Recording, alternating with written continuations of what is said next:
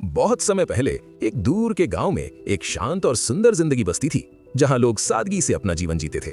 इसी गांव में एक बुढ़ी औरत रहती थी जो दिखने में शांत थी, लेकिन उसका दिल बहुत चालाक और कठोर था।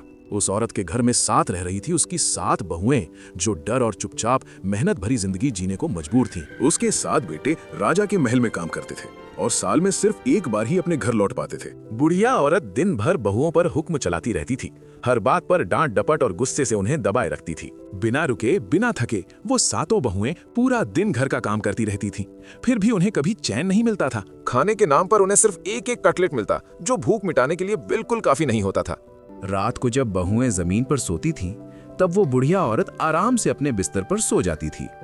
गांव में त्योहार का माहौल था, हर तरफ रंग बिरंगी सजावट और लोगों के चेहरों पर खुशी चमक रही थी। त्योहार से पहले ही बुढ़िया औरत ने बहुओं को और ज्यादा काम देना शुरू कर दिया।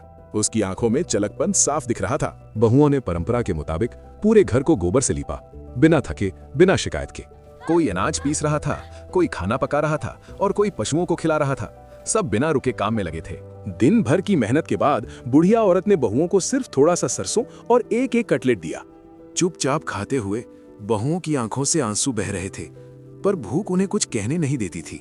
नहाने जाने का हुक्म देते हुए मां सास ने धमकी भरे शब्दों में उन्हें जल्दी लौट आने को कहा। थकी हुई बहुएं शाम के ढलते उजाले में चुपचाप तालाब की तरफ चल पड़ी। तालाब के किनारे पेड़ों के बीच कुछ आदमी घोड़ों के साथ हंस बोल रहे थे, जैसे उन्हें किसी बात की चिंता ही न हो। बहुओं ने उन आदमियों को देखकर पेड़ों के पीछे से झांका। शर्म और डर के कारण आगे बढ़ने की हिम्मत नहीं हुई। समय धीरे धीरे बीत रहा था, सूरज ढल रहा था और बहुओं के मन में मां सास का डर बढ़ता जा रहा था। तब सबसे छोटी बहू ने हिम्मत जुटाई और सीधे उन आदमियों के पास जाकर अपनी बात रख दी। बहू की बात सुनकर वो आदमी शांत मन से वहां से चले गए, जैसे उनका इंतजार अब खत्म हो चुका हो। उनके जाते ही बहुओं ने तालाब में स्नान किया और आंसुओं के साथ अपना थोड़ा सा खाना खाया। दूर से ये सब देखते हुए उन आदमियों ने अपनी पत्नियों को पहचान लिया और उनका मन दुख से भर आया। सबसे छोटे बेटे ने धीरे से सच बताया और बहुओं से कहा, अब इस अन्याय का अंत होने वाला है। घोड़ों पर सवार 7 बेटों का झुंड घर पहुंचता है, जिसे देख मां खुशी से उनका स्वागत करती है। बेटों ने मां से पूछा, बहुएं कहां हैं और घर का सारा काम कौन कर रहा है? चालाक मां झूठी मुस्कान के साथ कहती है, बहुएं जंगल में मौज मस्ती करने गई हैं। बेटों ने गुस्से का नाटक करते हुए कहा, आज उन्हें ऐसी सजा मिलेगी जो वो जिंदगी भर याद रखेंगे। योजना के मुताबिक 7 बहुएं जानबूझकर देर से घर लौटती हैं, जैसे किसी बात का इंतजार हो। बेटों ने सख्त आवाज में उन्हें तहखाने में बंद कर दिया और बाहर से दरवाजा जोर से बंद हो गया। अंदर घना अंधेरा था, पर बहुएं चुपचाप बैठी रहीं, क्योंकि सच उनके साथ था।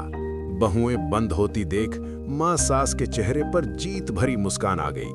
आधी रात का सन्नाटा था।